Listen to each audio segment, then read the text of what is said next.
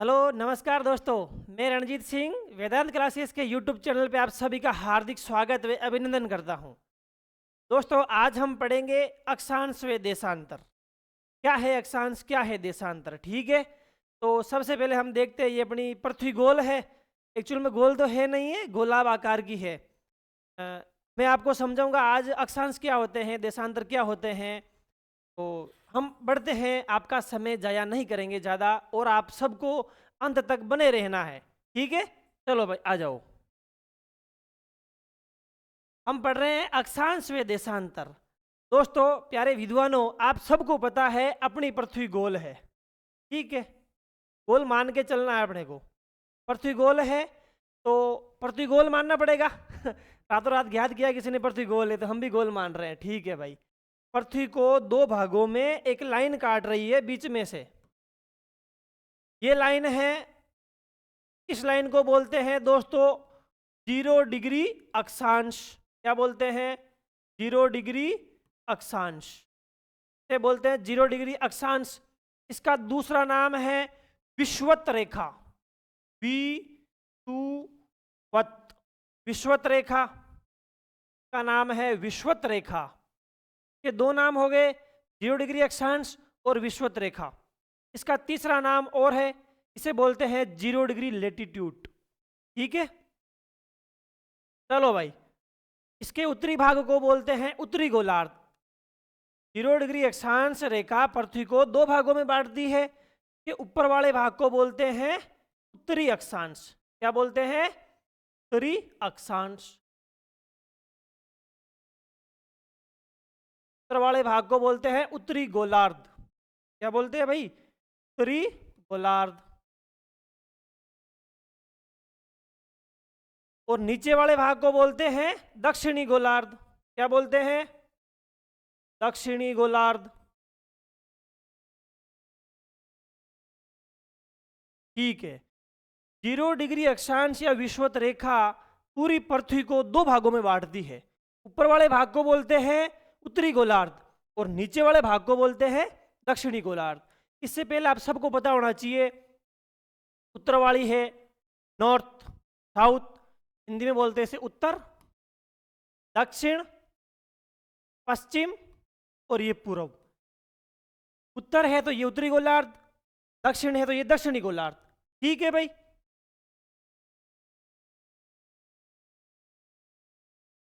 इसके बाद आगे बढ़ते हैं। ये पूरी पृथ्वी है अपनी। पृथ्वी को एक रेखा और है, इसे बोलते हैं 0 डिग्री अक्षांश रेखा। 0 डिग्री देशांतर, बिल्कुल 0 डिग्री देशांतर। और इसका नाम है ग्रीनविच रेखा। ग्रीनविच रेखा। और इसका नाम है प्रधान याम्योत्तर।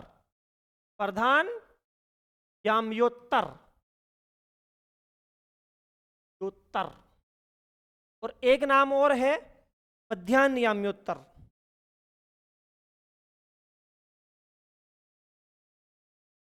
मध्यान्ह याम्योत्तर। दोस्तों आपको पता चला है 0 डिग्री देशांतर रेखा पृथ्वी को भी दो भागों में बांट रही है, एक भाग पश्चिम वाला और एक भाग पूर्व वाला।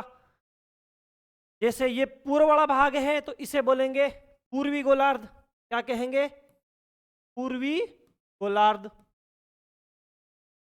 इसे कहेंगे पूर्वी गोलार्ध और इसे कहेंगे पश्चिमी गोलार्ध। पश्चिमी गोलार्ध। आपको इतना कंफर्म हो गया कि पृथ्वी पे दो रेखाएं हैं, एक तो बीच में से जो आडी लाइन है और एक बिल्कुल खड़ी लाइन है क्षैतिज, और एक ऊर्ध्वाधर, दो लाइनें हैं जो ऐसे देशांतर है, मतलब उत्तर से पश्चिम वाले भाग को पूर्व वाले भाग से अलग कर रही है, उसे बोल रहे हैं 0 डिग्री देशांतर, प्रधान याम्योत्तर, ग्रीनविच रेखा और मध्य याम्योत्तर। चार नाम है इस लाइन के, इस रेखा के चार नाम है, और पृथ्वी को दो भागों में बांट रही है, ठीक है। अब आगे बढ़ते हैं। देखो पृथ्वी को जो आडी लाइन में विभाजित कर रही है ना, उसे बोल रहे हैं अक्षांश। क्या बोल रहे हैं? अक्षांश। ये है सारे अक्षांश।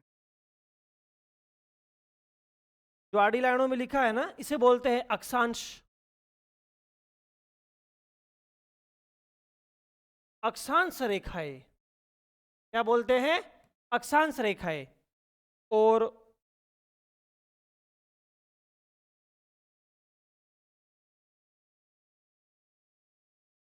जो ऐसे लाइनों में होती है उसे बोलते हैं देशांतर रेखाएं। क्या बोलते हैं?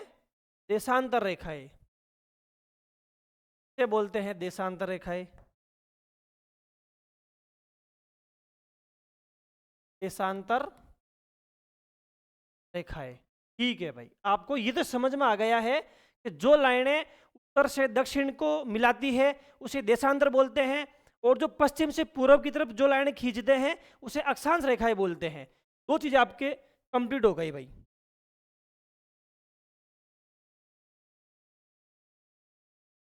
ठीक है, अब हम पढ़ते हैं, ये अपनी पृथ्वी है।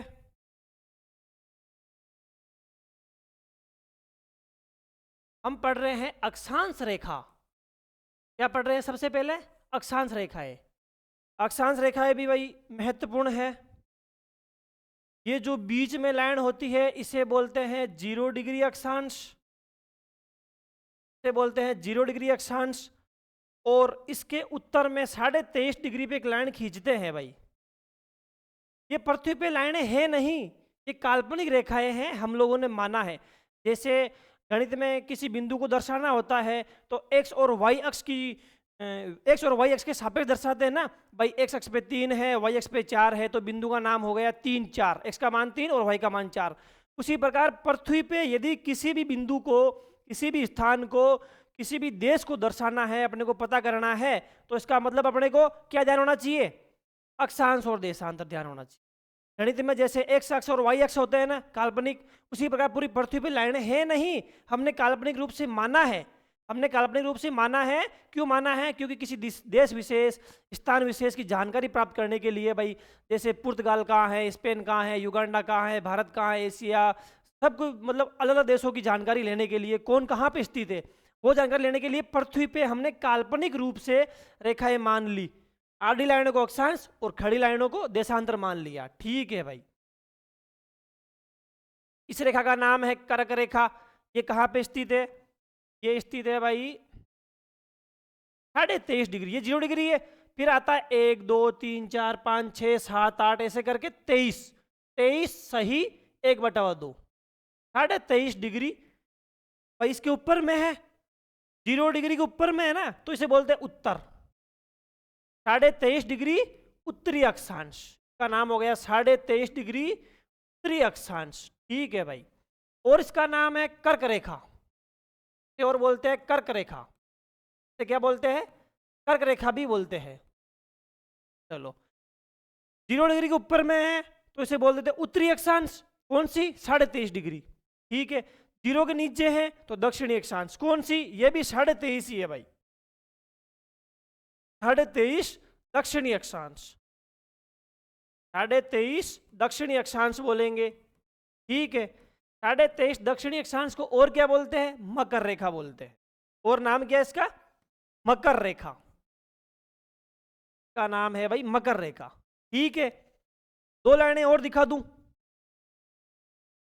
देखो, जैसे ये 0 डिग्री अक्षांश, इसके 23.5 उत्तर में है तो उत्तरी अक्षांश, और यहाँ पे 66.5 डिग्री भी आती है। एक महत्वपूर्ण लाइन है 66.5 डिग्री उत्तरी अक्षांश। 66.5 डिग्री उत्तरी अक्षांश। इसका नाम क्या है भाई? को नाम बोलते हैं उत्तरी ध्रुव व्रत। क्या बोलते हैं? उत्तरी ध्रुव व्रत। और इसे आर्कटिक व्रत भी बोलते हैं, आर्कटिक व्रत। तो मैं यहां इसका नाम लिख रहा हूं, उत्तर में है तो उत्तरी ध्रुव, और ये व्रत उत्तरी ध्रुव व्रत बोलते हैं।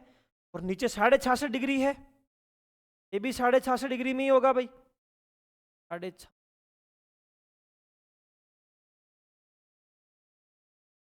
ये भी 66.5 डिग्री, ये दक्षिण में है भाई, तो ये हो जाएगा दक्षिणी अक्षांश। का और नाम क्या है? दक्षिणी ध्रुव व्रत। क्या बोलते हैं? दक्षिणी ध्रुव व्रत। ठीक है भाई, दक्षिणी ध्रुव व्रत। तो ये चार महत्वपूर्ण लाइनें बताई मैंने। 0 डिग्री अक्षांश जो पृथ्वी को 2 बराबर भागों में काटती है। 0 डिग्री अक्षांश पृथ्वी को 2 बराबर भागों में काटती है। इसके ऊपर जाओ 23.5 डिग्री उत्तरी अक्षांश, उसका नाम कर्क रेखा है। इसके जस्ट नीचे आओ 23.5 डिग्री दक्षिणी अक्षांश, इसका नाम मकर रेखा है। इसके ऊपर जाओ 66.5 डिग्री उत्तरी अक्षांश, उत्तर में है तो उत्तरी अक्षांश, और ये दक्षिण में है तो दक्षिणी अक्षांश, इसका नाम ये हो गया। चलो एक बात और बता दूं आपको, ये जो पॉइंट है ना उत्तर में, बिल्कुल नॉर्थ पॉइंट, नॉर्थ पोल, यह है साउथ पोल, इसे बोलते हैं उत्तरी ध्रुव। ध्रुव है भाई, ठीक है, उत्तरी ध्रुव। इसे बोलते हैं दक्षिणी ध्रुव। क्या बोलते हैं? दक्षिणी ध्रुव।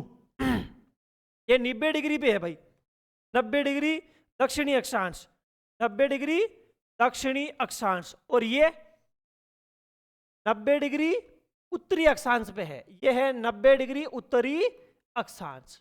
ठीक है, ये आपको अच्छे से समझ में आया होगा। 4 लाइनें तो ये है, और ये भी लाइन है, बिंदु है, अलग मुद्दा है, मैं अलग समझाऊंगा आपको इसके बारे में।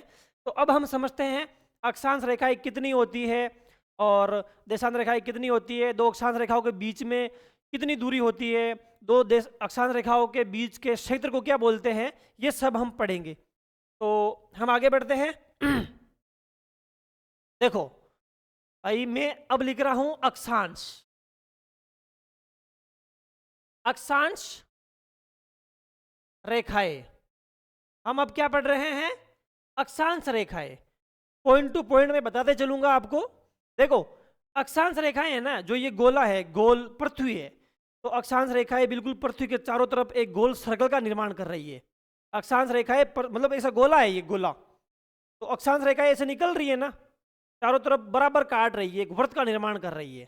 चलो भाई, तो अक्षांश रेखाएं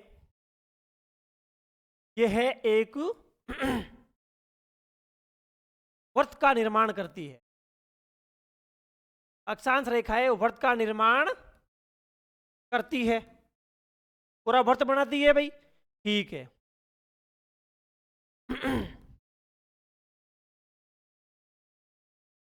दो अक्षांश रेखाओं के मध्य, 2 अक्षांश रेखाओं के मध्य दूरी समान रहती है। क्या है भाई? दूरी समान रहती है। 2 अक्षांश है, जैसे 0 डिग्री अक्षांश और 1 डिग्री अक्षांश, दोनों के बीच की दूरी कितनी है? 111 किलोमीटर है। तो 1 डिग्री अक्षांश और 2 डिग्री अक्षांश, इसके बीच की दूरी कितनी है? इसके बीच में 111 किलोमीटर का अंतर है। इसका मतलब ये हुआ कि 2 देशांतर रेखाओं के मध्य की दूरी समान है, बिल्कुल। 0 डिग्री अक्षांश से लेके उत्तर तक जाओगे, 90 डिग्री देशांतर जाओगे तो दूरी समान रहेगी। इसका मतलब ये हुआ 2 अक्षांश रेखाओं के मध्य दूरी समान रहती है। वो कितनी रहती है? 2 अक्षांश रेखाओं के मध्य की दूरी 111 किलोमीटर रहती है। क्या रहती है? 111 किलोमीटर रहती है। और 2 अक्षांश रेखाओं के मध्य क्षेत्र होता है ना, 2 अक्षांश रेखाओं के मध्य का जो एरिया होता है ना, उसे क्या बोलते हैं? 2 अक्षांश रेखाओं के मध्य, 2 अक्षांश रेखाओं के मध्य के क्षेत्र को, मध्य के क्षेत्र को क्या बोलते हैं? 2 अक्षांश रेखाओं के मध्य, 2 अक्षांश रेखाओं के मध्य के क्षेत्र को बोलते हैं जोन, जोन बोलते हैं भाई। और इसे हिंदी में बोलते हैं कटिबंध, कटिबंध। तो बताओ, 2 अक्षांश रेखाओं के मध्य के क्षेत्र को हम क्या बोलते हैं? जोन बोलते हैं और कटिबंध बोलते हैं। ठीक है, 2 अक्षांश रेखाएं हो गई भाई। 2 अक्षांश रेखाएं एक पूर्ण वृत्त का निर्माण करती है, एक वृत्त का निर्माण करती है, पूर्ण वृत्त का, देशांतर अर्धवृत्त का निर्माण करती है, और सभी दूरियां समान रहती है। अक्षांश रेखाओं का प्रयोग कहाँ होता है, बता दूं क्या? ठीक है, अक्षांश रेखाओं का प्रयोग कहाँ क्यों करते हैं भाई? किसी भी क्षेत्र विशेष की किसी भी क्षेत्र विशेष की जानकारी, मतलब वहां की जलवायु पता करने के लिए, वो ठंडा है, गर्म है, अत्यधिक वर्षा वाला स्थान है या नहीं है, वो चेक करने के लिए क्या करते हैं, अक्षांश रेखाओं का निर्धारण करते हैं।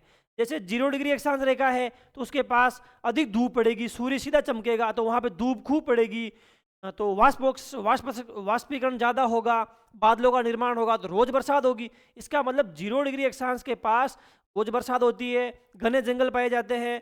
तो उसी पर हम कह सकते हैं कि अक्षांश रेखाओं का प्रयोग कहाँ करेंगे भाई, किसी भी क्षेत्र विशेष की जलवायु का पता लगाने के लिए, किसी भी क्षेत्र विशेष की जलवायु का पता लगाने के लिए किसका प्रयोग करते हैं, जलवायु, जलवायु या वातावरण का पता लगाने के लिए, वातावरण का पता करने के लिए किसका प्रयोग करते हैं, अक्षांश रेखाओं का। अक्षांश रेखा के मध्य की दूरी कितनी होती है, 111 किलोमीटर रहती है, और पूरी पृथ्वी पे अक्षांश रेखाओं के बीच में दूरियां समान रहती है, कभी कम कभी ज्यादा कुछ नहीं होती है।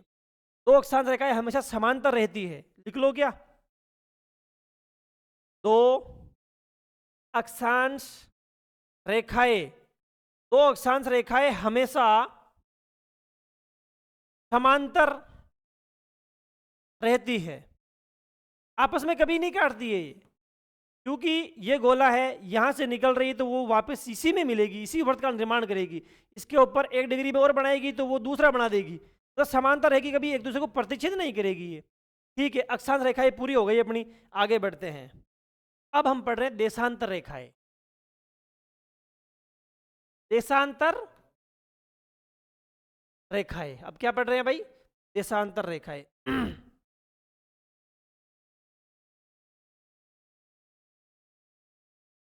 देशांतर रेखाएं, तो देशांतर रेखाएं देखो, जैसे ये है, पृथ्वी है, उत्तरी पोल से दक्षिण, मतलब उत्तरी ध्रुव से निकलती है और दक्षिणी ध्रुव में प्रवेश कर जाती है, ये यहां से निकलेगी, फिर यहां से निकलेगी और यहां खत्म हो जाएगी, यहां से निकलेगी और यहां खत्म हो जाएगी। इसका मतलब देशांतर क्या कर रही है, एक वृत्त का निर्माण कर रही है, पर पूरे वृत्त का निर्माण नहीं कर रही है भाई, अर्धवृत्त का निर्माण कर रही है। तो देशांतर रेखाएं एक अर्धवृत्त का निर्माण करती है भाई, वेरी वेरी इंपॉर्टेंट बात है, देशांतर रेखाएं अर्धवृत्त का निर्माण करती है, अर्धवृत्त का निर्माण करती है, अर्धवृत्त का निर्माण करती है। कैसे करती है, ये देखो, यहां से निकली और यहां खत्म हो गई, तो आधेवर्ती तो बना है, जबकि जबकि अक्षांश देखो, ये यहां से जा रही है, तो ये पृथ्वी गोल है भाई, इसे समझो, 3D डायमेंशन में समझो आप, ये यहां से जा रही है अक्षांश रेखा, फिर पीछे से घूम के आ रही है ना भाई, ये गोला का निर्माण कर रही है, तो ये पूरे वर्त का निर्माण करता है। अक्षांश रेखाएं पूरे वर्त का निर्माण करती है और देशांतर रेखाएं अर्धवर्त का निर्माण करती है, यह आपके समझ में आना चाहिए। ठीक है भाई, चलो यहां आ जाओ, देखो यहां पे ये है अपनी 0 डिग्री अक्षांश,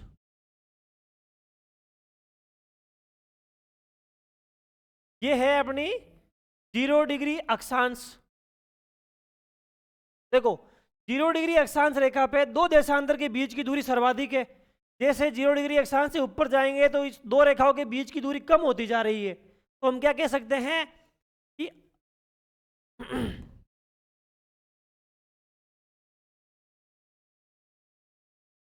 दो देशांतरों के बीच सर्वाधिक दूरी कहां होगी भाई, दो देशांतरों के बीच सर्वाधिक दूरी होगी भूमध्य रेखा पर, भूमध्य रेखा पर। भूमध्य रेखा का मतलब ये 0 डिग्री अक्षांश है ना, इसी को बोलते हैं भूमध्य रेखा, इसी को क्या बोलते हैं, भूमध्य रेखा।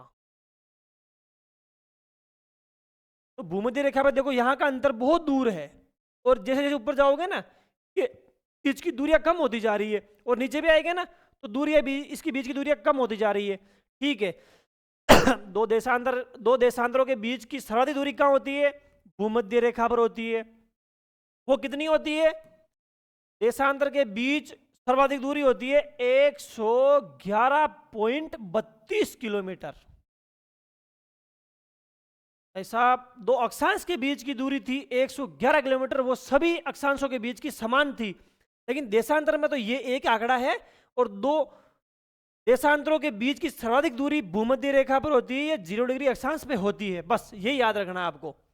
चलो यहां चले, देशांतर रेखाओं की संख्या कितनी है, देशांतर रेखाओं की संख्या कितनी है, बिल्कुल अच्छा सवाल है। यहाँ दो देशांतर रेखाओं की संख्या, देखो ये है ना, दो देशांतर रेखा है ना, इसकी लंबाई समान रहती है, ये बात लिख लो आप एक बार।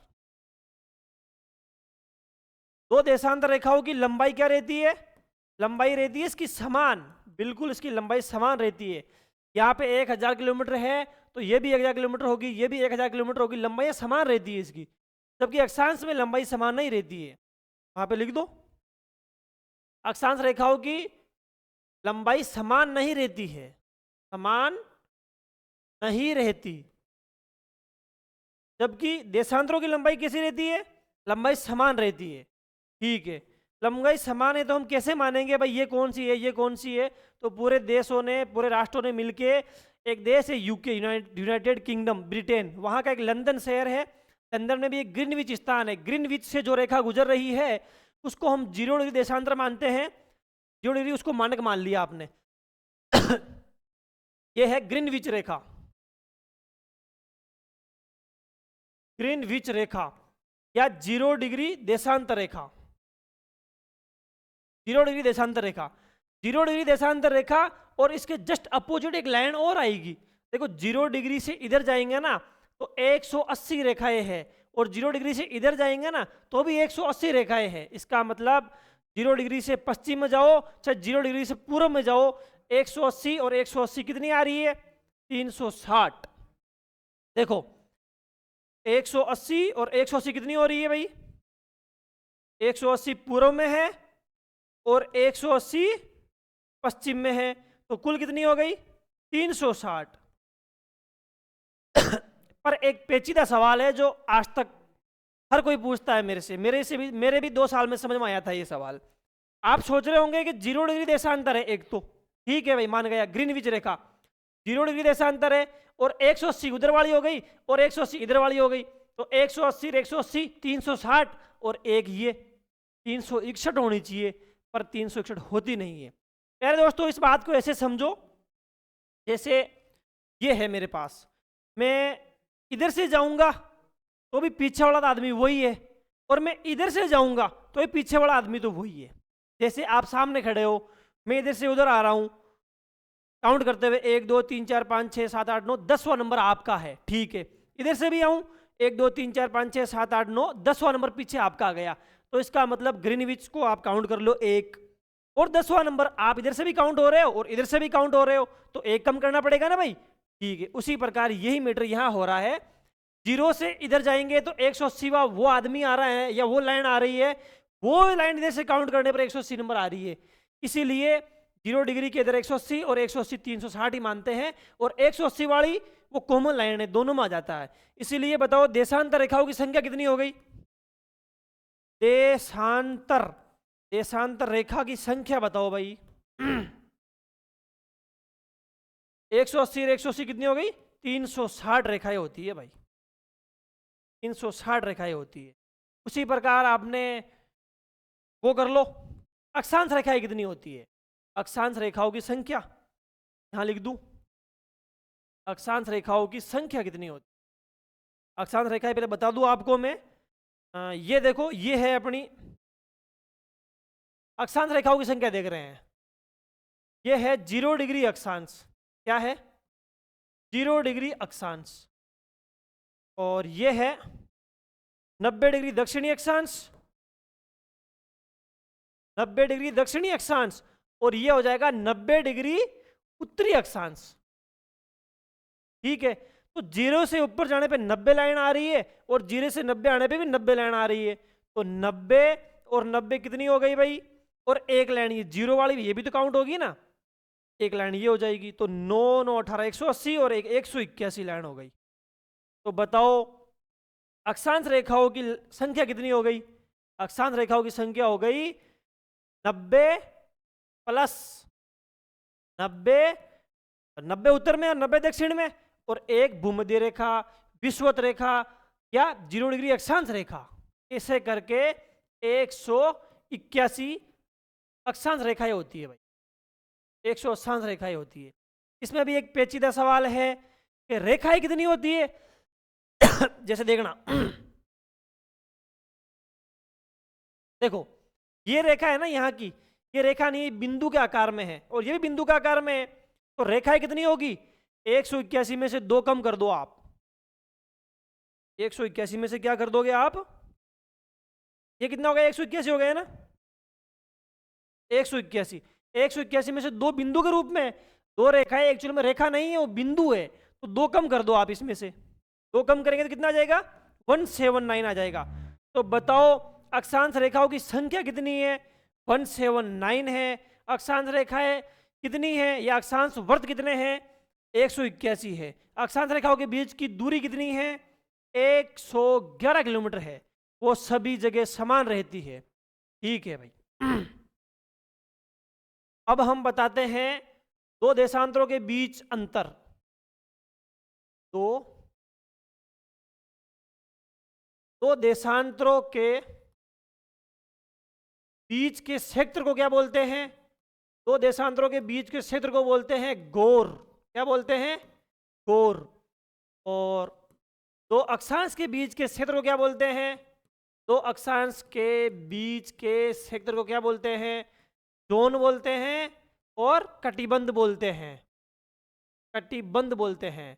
अक्षांश रेखाएं कितनी होती है, देशांश रेखाएं कितनी होती है, वो मैंने आपको समझा दिया है। और आज की क्लास में हम इतना ही करते हैं, नेक्स्ट क्लास में और इससे आगे पढ़ेंगे। सभी दोस्तों का धन्यवाद पूरा देखने के लिए, थैंक यू। जय हिंद, जय भारत दोस्तों।